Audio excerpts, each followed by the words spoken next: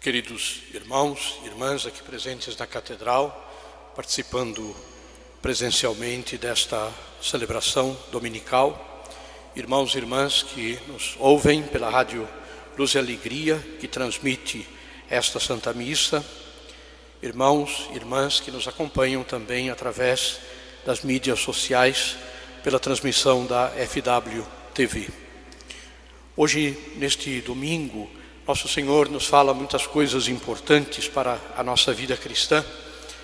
É até um pouco difícil escolher o tema central do domingo, mas me parece que, especialmente ligado com as demais leituras, com a primeira leitura, com a segunda leitura, o trecho da carta de São Paulo aos Coríntios, salienta-se mais esse aspecto tão importante na nossa vida, que nós nunca podemos perder jamais a noção, o chamado que Deus nos faz para a santidade, para sermos santos. Nós talvez tenhamos uma concepção, uma ideia que não espelhe a realidade do que é a santidade cristã.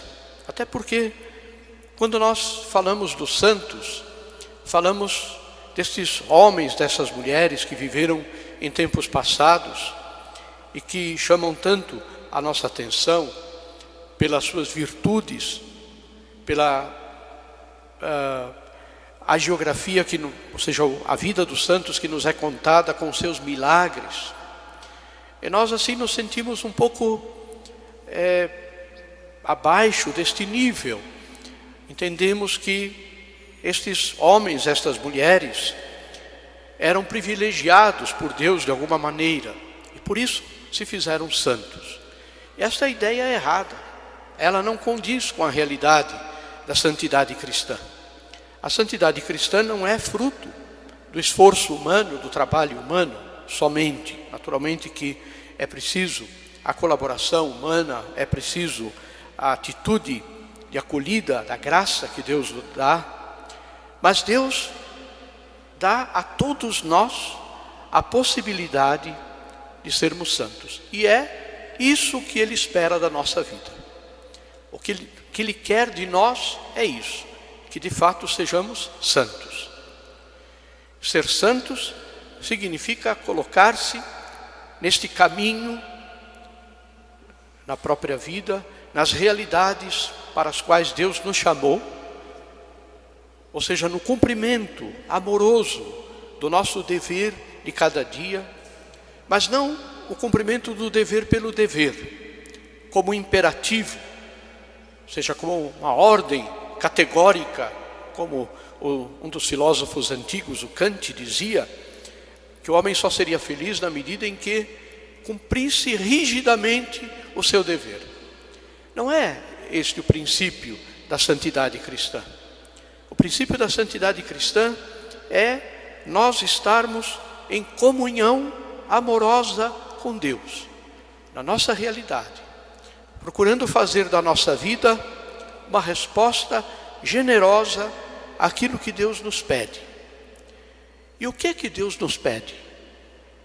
Como é que nós vamos saber o que Deus está nos pedindo, assim, de concreto na nossa vida? Bem, Deus vai nos conduzindo, vai nos guiando pela nossa vida. Aqui há muitas crianças, jovens, que estão ainda, digamos assim, definindo o seu futuro, olhando para o futuro, sem saber bem ainda o que é que vão fazer da própria vida. Estão estudando, estão se dedicando talvez ao aprendizado de alguma outra realidade fora da escola para melhorar a sua cultura, o seu conhecimento. Hoje, certamente, a grande questão é toda essa situação de uma sociedade que muda a cada dia, a cada instante. É muito difícil olhar para o futuro e ver qual será o meu futuro, o que é que Deus está me pedindo. Até porque nas condições que nós estamos vivendo hoje, queridos irmãos, queridas irmãs, como o Papa Francisco fala, uma guerra mundial em pedaços. É até difícil pensar no futuro. O que será da humanidade? O que será do futuro da humanidade? E a resposta não está no destino que o homem vai dando à sua existência e ao mundo. A resposta está em Deus. Para saber o que é que Deus quer de mim, então eu vou analisar quais são os compromissos que pouco a pouco eu vou assumindo na minha vida. E procurando em cada instante, em cada momento, viver em conformidade com aquilo que Deus me pede, fazendo o melhor da minha vida, fazendo o melhor da minha existência. A santidade cristã não é desligar-se desta vida, não é fugir deste mundo, não é buscar um refúgio, possivelmente em um mosteiro, em uma abadia, e lá sim eu serei santo. Não, esta é uma vocação especial na igreja, que sempre existiu e sempre existirá, de algumas pessoas que oferecem generosamente a Deus as suas vidas para rezar pelo mundo, para imolar-se pela humanidade. E Deus precisa também destas pessoas que rezam, que se dedicam diuturnamente à oração, a, digamos, penetrar no pensamento amoroso de Deus e rezar pelo mundo. Mas Deus precisa de nós no meio do mundo, precisa de nós no meio da sociedade, nas realidades mais humanas e mais materiais deste mundo.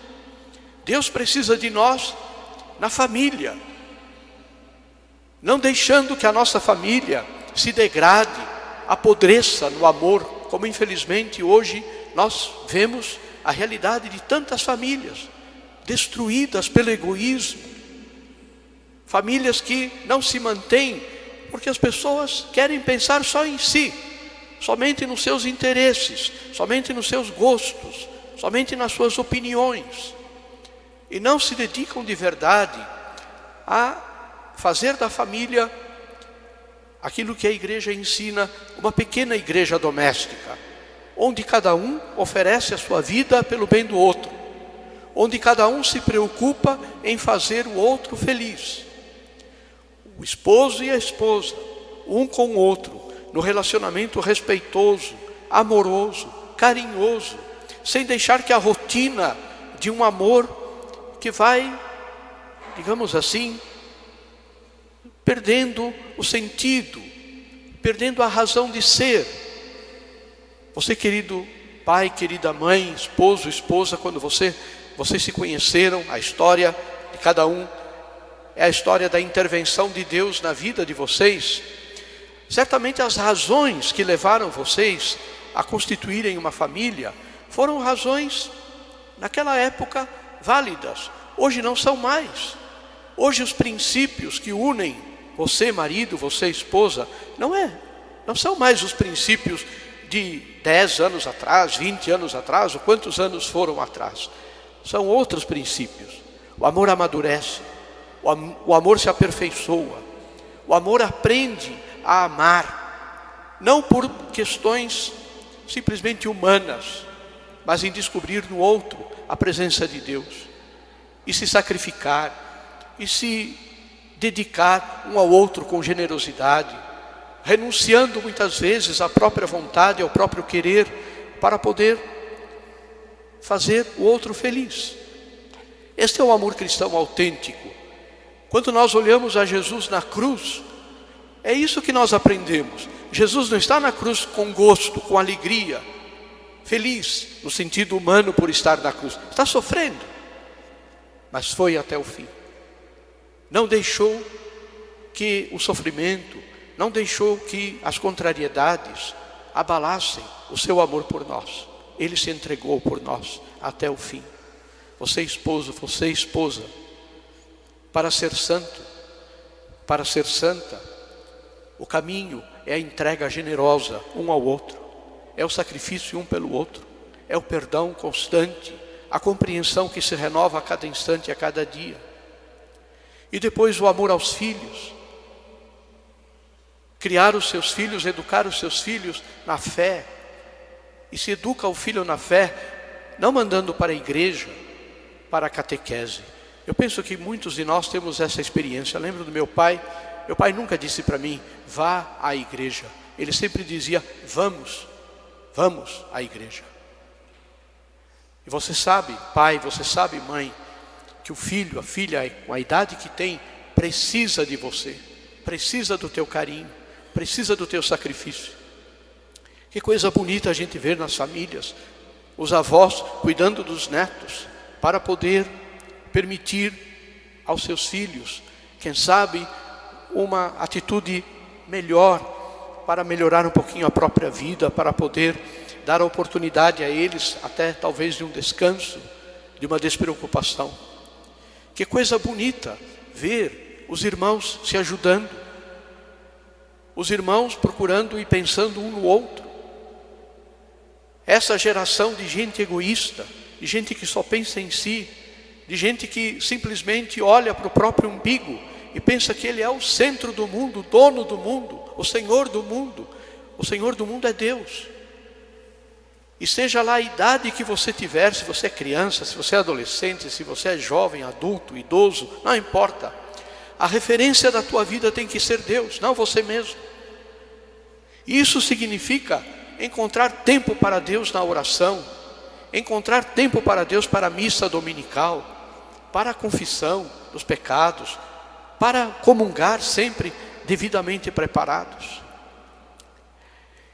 Nós estamos falando do caminho para a santidade. O caminho para a santidade, para você que é jovem, passa pelo estudo responsável. Esta ideia de que eu estudo para passar de ano, para tirar nota, isso é a coisa mais fora do contexto que pode existir.